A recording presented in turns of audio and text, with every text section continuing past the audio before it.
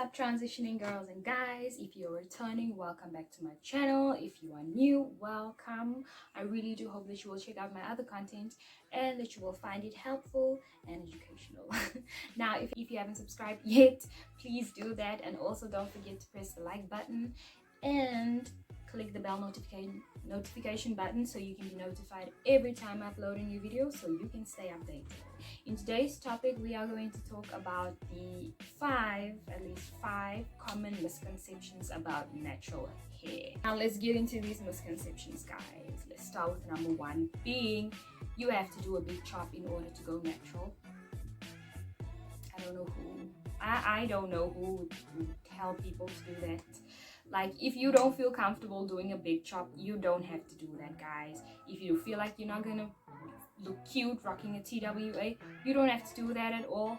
You can go through the transitioning process as I am doing right now. There are a lot of women who prefer that in order to retain length because you feel like a TWA is not for you, and that is okay. That's fine. You can go through the transitioning process and you can cut your length off as you go along.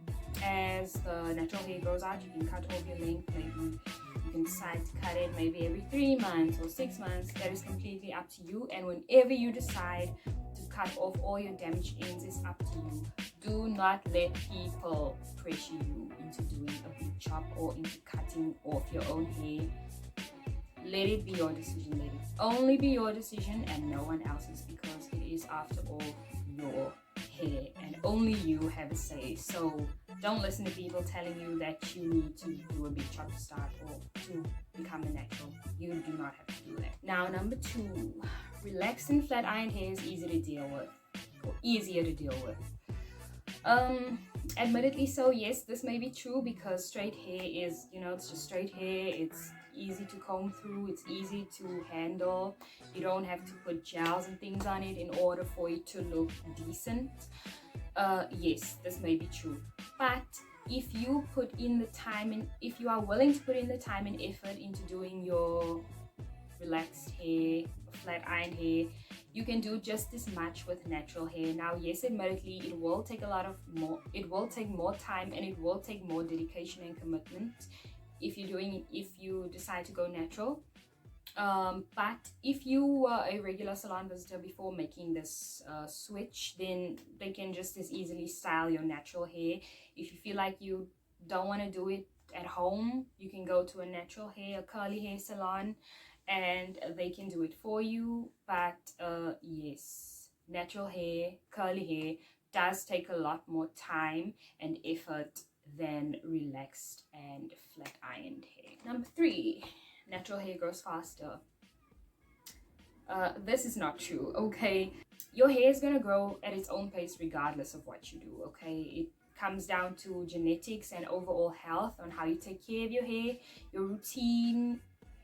It doesn't matter what routine you have, it doesn't matter which products you use, your hair is gonna grow at its own pace, regardless of what you do. The only thing you need to do is keep your hair healthy, retain as much length as you can, because that is where the length actually does come from. It comes from retaining length. So if you're experiencing breakage, you might not see any growth any faster, but that does not mean that natural hair grows faster than relaxed hair or straight hair. That's not what that means. If you take good care of your hair, and then your hair will reward you by growing. Number four, natural hair is stronger. Now, admittedly so, in some aspects, yes, because natural hair means you haven't chemically processed your hair yet or at all.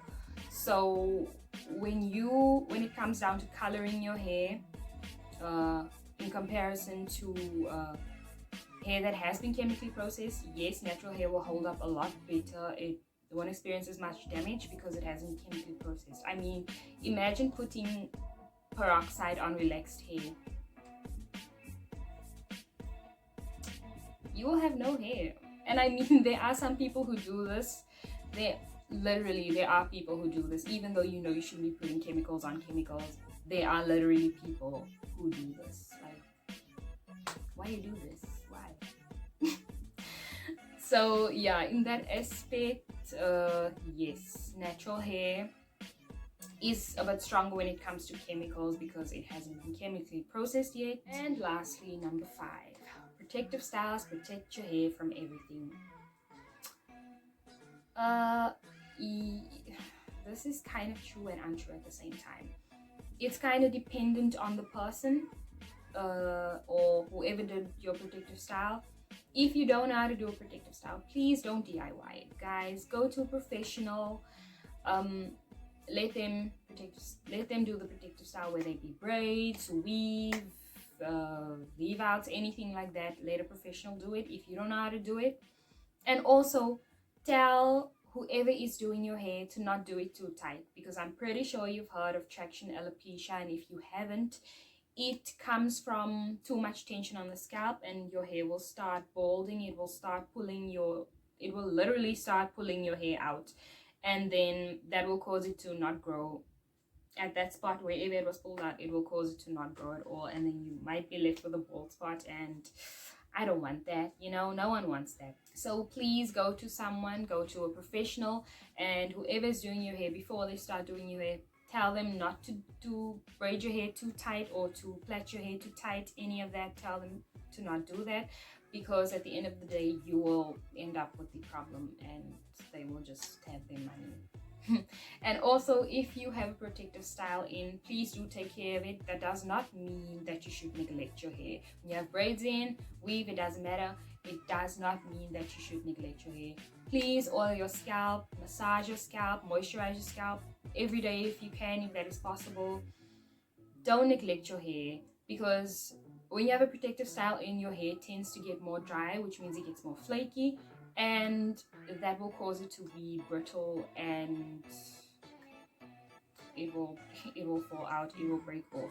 So when you have a protective style in, please do take care of your hair, because the point of a protective style is to grow your hair out, to retain length, right? So you wouldn't want to pay money to have a protective style in and then to have it break your hair off, right? So guys, those are the 5 most popular misconceptions, I think.